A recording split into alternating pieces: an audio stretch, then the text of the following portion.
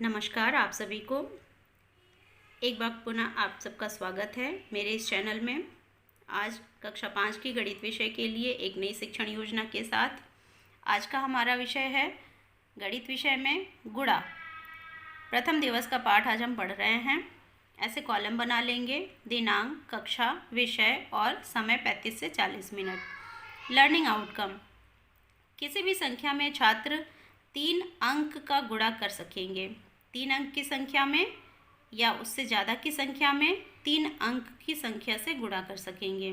छात्र यह समझ सकेंगे कि किसी भी संख्या और 1 का गुणा करने पर सदैव ही हमें वही संख्या प्राप्त होती है। इसी प्रकार से छात्र यह भी समझ सकेंगे कि किसी भी संख्या और 0 का गुणनफल सदैव 0 ही होगा। छात्र यह भी समझ सकेंगे कि संख्याओं का स्थान बदल देने से गुणनफल पर कोई भी प्रभाव नहीं पड़ता है। ये गुणा के धर्म हैं जो इस शिक्षण योजना के अंतर्गत हम छात्रों को सिखाएंगे। सीखने सिखाने की सामग्री के अंतर्गत हमारे पास है गोलियां, चार्ट, दीक्षा की वीडियो इत्यादि। सीखने सिखाने की गतिविधियों को हमने चरणों में विभाजित किया है, जिसमें हम क्रम संख्या, चरण, समय और अवलोकन का तरीका। शिक्षण के आरंभ में शिक्षिका छात्रों के पूर्व ज्ञान के आधार पर छोटे छोटे प्रश्न पूछकर उन्हें कक्षा से जोड़ने और नया सीखने के लिए जिज्ञासु बनाएंगी।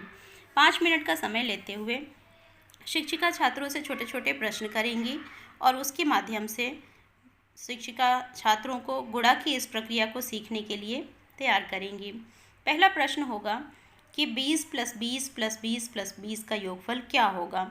छात्र चूँकि गुणा करने से पहले उनको हमें ये बताना है कि बार बार जोड़ना ही गुणा है, तो इसलिए हम छात्रों के अंदर जोड़ के माध्यम से गुणा तक पहुंचाना है हमें उन्हें। तो हम जोड़ से प्रारंभ करेंगे। छात्र आसानी से जोड़कर बता देंगे कि इसका योगफल 80 होगा। बार बार किसी भी संख्या को जोड़ने की प्रक्रिया को हम क्या कहते हैं? छात्र हो सकता है बता पाएँ, हो सकता है ना भी बता पाएँ। नहीं भी बता पाएंगे तो हम उन्हें बताएंगे कि बार बार जोड़ने की प्रक्रिया को गुणा कहते हैं।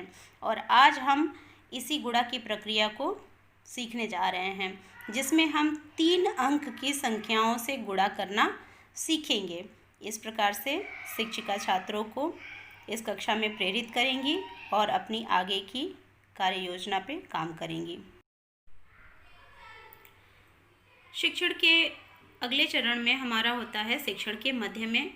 शिक्षण के मध्य में शिक्षिका जो भी प्रकरण को आज कक्षा में संचालित कर रही हैं, उसके मुख्य भाग से बच्चों को परिचित कराती हैं।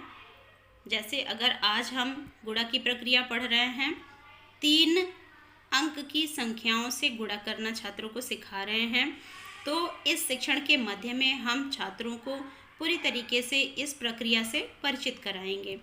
इसके अंतर्गत शिक्षिका छात्रों को एक संख्या देंगी जो श्यामपट्ट पर लिखेंगी और उसमें 3 अंक की संख्या से गुणा करना सिखाएंगी।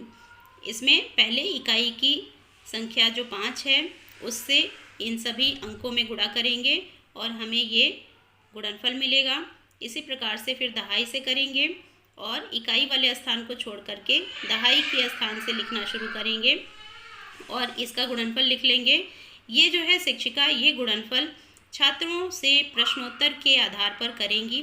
शिक्षिका छात्रों से पहाड़ा के माध्यम से इस गुणा की प्रक्रिया को पूरा कराएंगी और इसमें छात्र और शिक्षिका दोनों की सहभागिता होगी।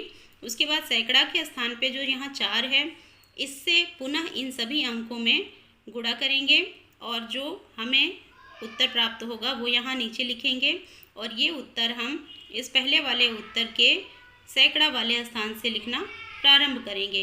या यूँ कहें कि यहाँ हमने जो इकाई, दहाई, सैकड़ा, हजार का स्थान लिखा हुआ है, तो जो सैकड़ा का स्थान है उस सैकड़ा के स्थान से हम प्रारंभ करेंगे सैकड़ा वाले गुणे का गुणनफल लिखने के लिए।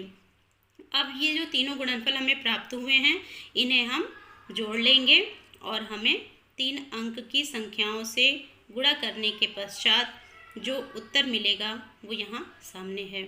इस प्रकार से शिक्षिका छात्रों को स्पष्ट करेंगी कि गुणा की प्रक्रिया किस प्रकार से करेंगे। छात्र बड़े ही उत्साह से कक्षा में सम्मिलित होकर के इस पाठ को आनंदपूर्वक सीखेंगे। शिक्षण के अंत में शिक्षिका स्पष्ट करेंगी कि किसी भी संख्या में 10, 100, 1000 से गुणा करने पर हमें किस प्रकार से उसका प्रोडक्ट मिलता है, गुणनफल मिलता है। ये शिक्षिका छात्रों को स्पष्ट करेंगी। ये स्पष्ट करते समय शिक्षिका बताएंगी कि किसी भी संख्या में अगर 10 से गुणा करते हैं तो एक से गुणा करने पर तो पुनः वही संख्या हमें प्राप्त हो जाती है, तो उसी संख्या में एक शून्य बढ़ जाता है। इसी प्रकार अगर हम 100 से गुणा करते हैं किसी संख्या में तो 1 से गुणा करने का मतलब होता है कि पुनः हमें वही संख्या प्राप्त होगी, तो उसी संख्या में 2 जीरो और हम बढ़ा लेंगे, ये हमारा उत्तर हो जाता है। इसी प्रकार से 1000 और इसी प्रकार से आगे बढ़ता जाएगा। यहाँ पर शिक्षिका एक उदाहरण के माध्यम से छात्रों को ये स्पष्ट करेंगी। इसमें शिक्षिका 10 मिनट का समय लेंगी और इन सभी तथ्यों को स्पष्ट करते हुए छात्रों को बताएंगी कि जैसे 5 में हमने 10 से गुणा किया तो हमारे पास 50 आता है, क्योंकि 1 से 5 में गुणा करेंगे तो 5 आएगा और एक शून्य बढ़ा लेंगे। इसी प्रकार से 100 से गुणा करने पे 500, 1000 से गुणा करने पे 5000। इसी प्रकार अगर हम 5 में 200 से गुणा करते हैं तो फिर 2 और 5 का गुणा करेंगे तो 10 आ जाएगा और ये 2 शून्य हमारे बढ़ जाएंगे। इस प्रकार से छात्र शॉर्टकट मेथड से भी गुणा की प्रक्रिया से परिचित होंगे। इस तरह से शिक्षिका छात्रों को स्पष्ट करेंगी। पुनरावृत्ति के अंतर्गत शिक्षिका छात्रों को बताएंगी कि संख्याओं का स्थान बदल देने से गुणनफल नहीं बदलता है। जैसे कि अगर हमारे पास ये संख्या एक दी हुई है, इसमें हम 100 से गुणा करें या फिर 100 में इस संख्या से गुणा करें, गुणनफल हमें वही प्राप्त होगा। ये गुणनफल भी हम इस ऊपर की विधि से करेंगे जो कि हमने पहले छात्रों को शिक्षण के मध्य में सिखाया है। इस प्रकार से छात्र गुणा की प्रक्रिया से परिचित होंगे। अब शिक्षिका छात्रों को यह भी स्पष्ट करेंगी कि किसी भी संख्या और एक का गुणनफल सदैव वह संख्या होती है। जो हमने पहले तथ्य बताए हैं छात्रों को, उसे हम उदाहरण के द्वारा स्पष्ट करेंगे यहाँ पर। और उसके बाद संख्या और शून्य का गुणनफल सदैव शून्य होगा। मतलब अगर हम किसी संख्या में शून्य से गुणा करें या शून्य में किसी संख्या से गुणा करें, गुणनफल हमें शून्य ही प्राप्त होगा। इस प्रकार से शिक्षिका इस पाठ को छात्रों के समक्ष प्रस्तुत करेंगी।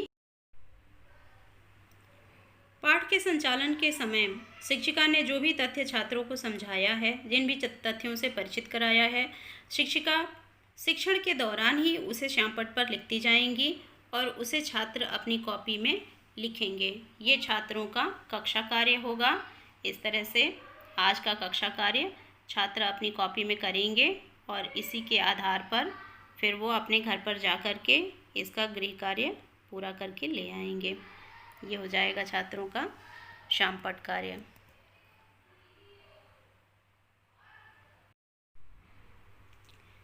शिक्षिका गुणा की इस संक्रिया से छात्रों को परिचित कराते हुए उन्हें यह स्पष्ट करेंगी कि बार बार जोड़ना गुणा होता है।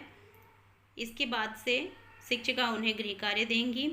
पुस्तक और कार्य पुस्तिका से गणित के प्रश्नों को वो कॉपी में हल करके ले आने को कहेंगी। जो गणित के प्रश्न गुणा के ऊपर आधारित हैं, इसके लिए शिक्षिका 5 मिनट का समय लेंगी। पुस्तक को खोलेंगी, छात्रों से भी कहेंगी कि आप पुस्तक को खोलिए और उसमें वो टिक लगवाएंगी कि इन प्रश्नों को उन्हें हल करके लाना है। शिक्षिका छात्रों के अधिगम स्तर को ध्यान में रखते हुए पुनरावृत्ति व गुणा के इबारती प्रश्नों को हल करने की कार्य योजना बनाएंगी। इस प्रकार से शिक्षिका गुणा के प्रश्नों को किस प्रकार से हल करेंगे, कक्षा 5 के बच्चों के साथ साझा करेंगी। और इस तरह से हमारा प्रथम दिवस का पाठ पूरा होगा। धन्यवाद।